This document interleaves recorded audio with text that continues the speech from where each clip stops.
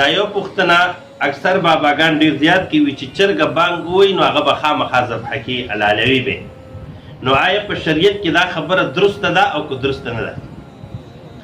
نو جواب دا دی چې په شریعت کې د دې هیڅ قسم حکم نشته چې چرګه بانګ ووایي هغه به ذبحه کوي خامخا. دغه حساب هیڅ حکم نشته دی.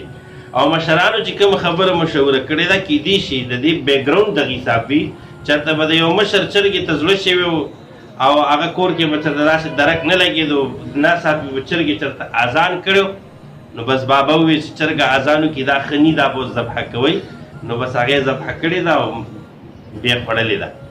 نو په شریعت کې د دې داسې هېڅ حکم نشته دی.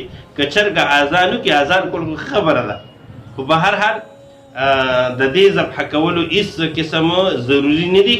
که ذبحه کوي همدغه حساب طبیعي طور سره نو اجازه شته دی او که نه ذبحه کوي نو دې سره هېڅ قسم نحوست یا بدوالی لازم نه دی.